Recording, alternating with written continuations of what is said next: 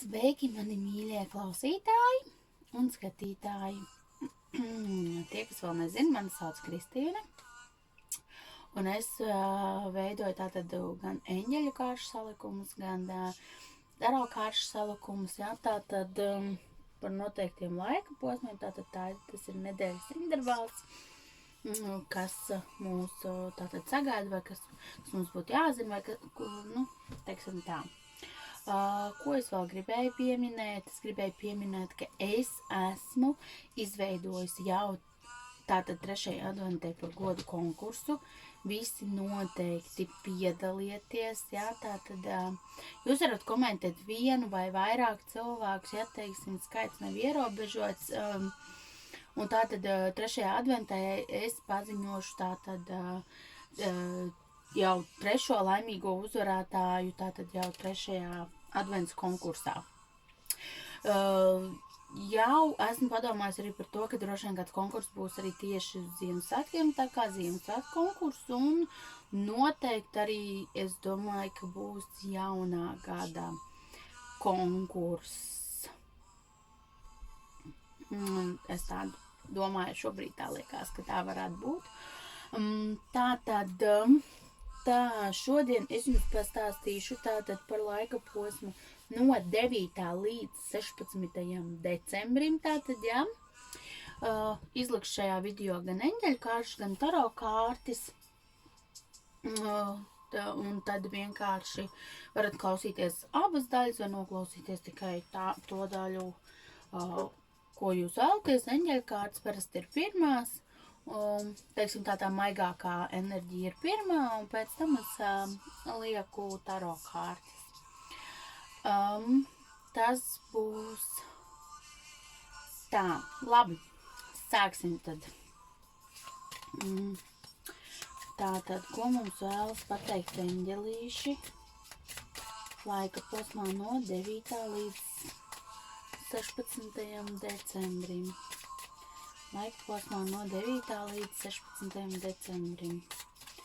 Paskatīsimies, ko mums eņģelīši vēlas pateikt no 9.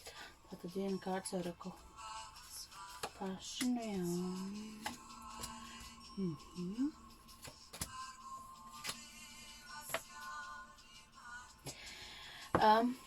Ļoti daudziem būs ļoti aktuāls dažādas sāpīgas tēmas šajā nedēļā, jā, tātad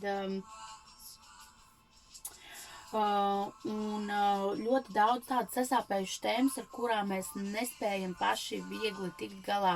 Tās var būt gan emocionālās, gan kaut kādas darbības un visa. Un ļoti bieži ir tā, ka mēs neļaujam eņģeļiem ienākt savā dzīvē un palīdzēt mums ar to, jo eņģeļi iejaucas tikai tajā mirklī, ja tas nav dzīvību apdraudoši, teiksim tā, ja notiek kāds nelaimes gadījums un jums vēl nav lēmums no šīs zemes aiziet, eņģeļi automātiski tūlīt iejaucās un novērš to, lai viss ir labi. Bet tādās ikdienišķākās lietās, kas jums ir sasāpējušas, kaut kādas attiecības vai kaut kādas darbības, kas, ko jūs jūtat, jā, kas neiet uz priekšu, vai kaut kādas savstarpējās, vienalga, ne tikai romantiskās attiecības, bet arī draudzības ziņā, tad jums ir jāpalūdz, lai jūsu sargeņģelis nāk jums talkā, lai viņš jums palīdz, jā, tātad, lai palīdz jums tikt galā, ar to problēmu, kas jums ir sasāpējusi.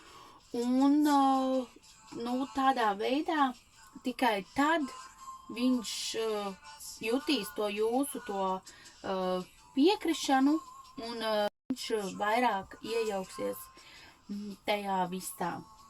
Tas būtu par to tātad.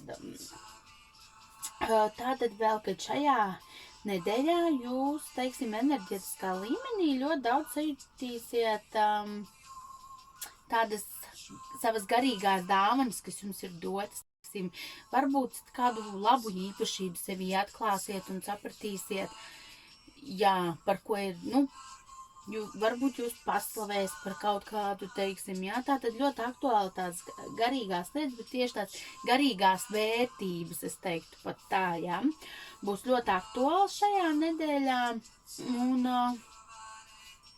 Jo šis Ziemassvētku laiks, tas ir laiks, kad eņģeļi ir vistuvāk zemē, un tas jau pats par sevi ir tāds eņģeļu laiks, un viņi mums ir blakus līdzās, un mums ir tikai mazliet jāpavēr, mazliet vairāk tās durvis, un lai viņi ikdienā spēj ienest mums to mieru un palīdz saskatīt šīs te iespējas un dāvanas, kas mums tiek dotas, arī garīgās dāvanas. Un tātad vēl viena ļoti svarīga tēma, kas ir saistīta ar eņģeļiem. Šonedēļ būs tēma par vecākiem. Tātad izrādiet, teiksim, saviem vecākiem mīlestību. Ja neesat piezvanījuši, piezvaniet viņiem vai uzrakstat vēstuli. Mūsdienās vairs nav tik populāri ļoti saņemt tos vēstules, bet sevišķi jūs esat varbūt ārzemēs. Varbūt uzrakstiet vēstuli šoreiz, šogad. Tādu kaut ko ļoti sirsnīgu, kas būtu no sirds ar roku rakstīts, un tajā jūs ilgsiet to mīlestības enerģiju, un tādā veidā tas būs kaut kas tāds īpašāks.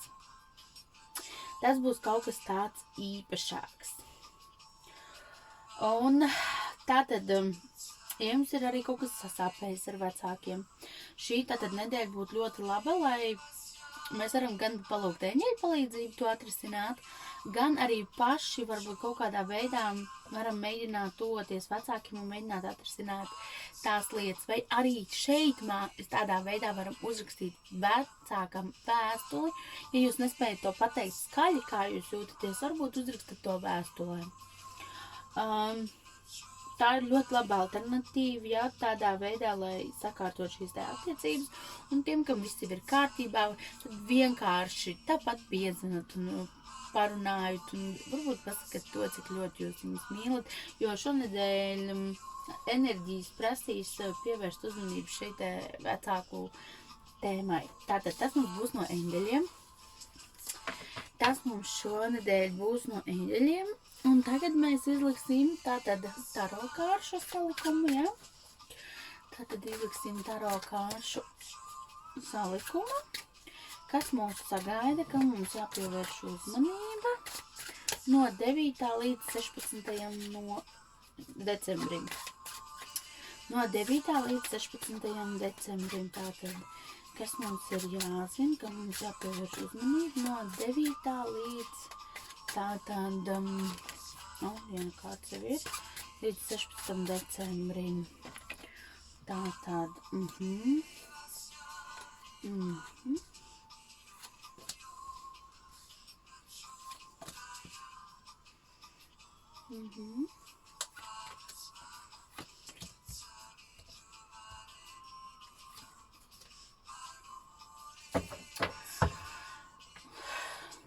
šajā nedēļā tādas vieglas enerģijas, es neteikšu, ka būs diezgan grūtas. Cilvēki būs noguruši, diezgan depresaini, jo, mums šī te visa Covid un viss, un tuvojas Ziemassvētku, un apciemot savus mīļos mēs nedrīkstēsim. Man tā pašai arī ir, es neteikšu sāpīgi tēma, bet, tādi, jā, kad esam pieraduši ar Ziemassvētkos tomēr tos apciemot savus mīļos, jā, un šogad mums to visu neļauj. Bet, tādi ir, šis gads ir tāds ļoti smags, un jau tūlīt būs 2021. Arī es to ļoti gaidu. Un tad jau mazliet pakāpeniski paliks mierīgāk. Tātad, tāds depresīvs noskaņojums.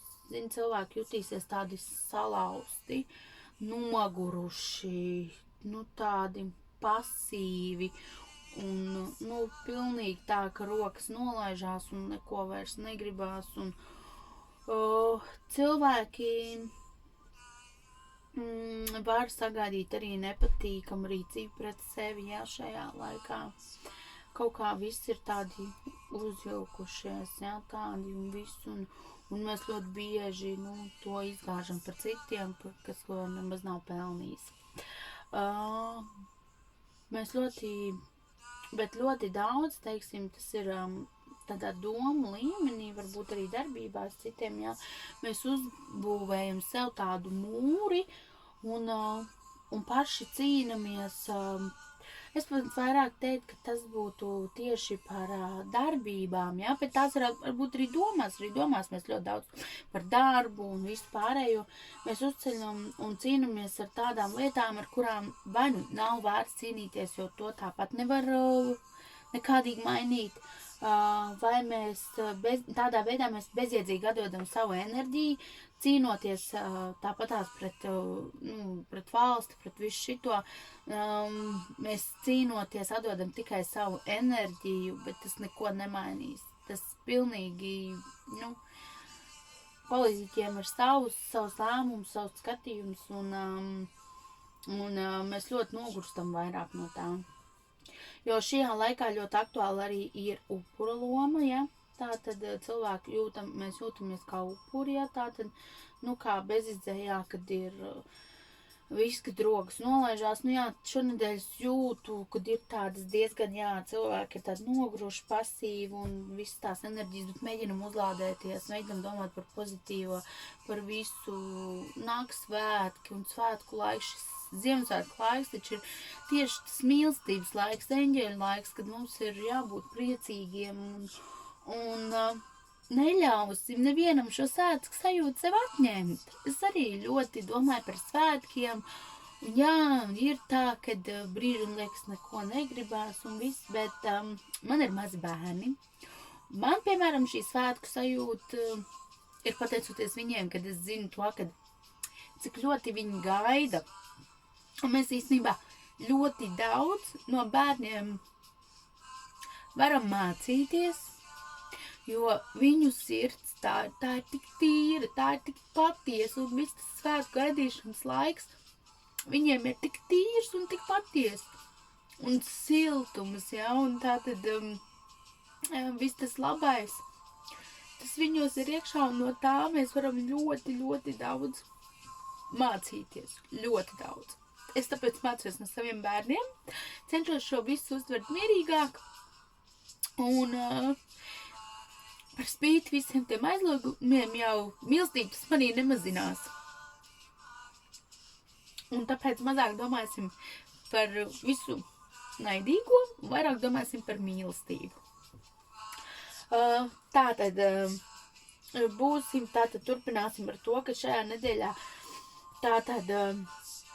mēs ļoti daudz arī darba lietās iesim, būs ļoti daudz jāstrādā, iesim tā uz priekšu, neskatāmies atpakaļ un darba lietās ejam uz priekšu, domājam alternatīvas, kādam arī iespējams, teiksim, jaunas darba iespējas vai jauna iespēja, kā paplašināt biznesu, kā paplašināt savus ienākumus vai jaunas idejas, kā uzlabot savu finansiālo stāvokli, tāds ir ļoti labs iespējas tam, tā kā domājam, tā kā, nav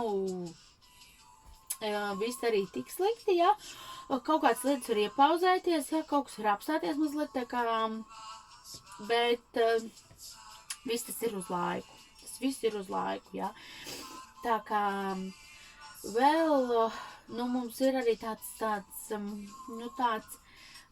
kad mums liekas, apmēram, mēs tā kā strausi, parasti saka tā par strausiem, tagad aizcienam acis, iebāžam galvu smiltīs un neko neredzam un neko nedzirdam. Tā gluži arī nē. Tas nākamnedēļ būs ļoti aktuāli, ka mēs gribēsim nevienu nedzirdēt un izlikties, kad viss mēs varam arī. Cilvēks jebkam var pielāgoties, jebkurš var jebkam pielāgoties.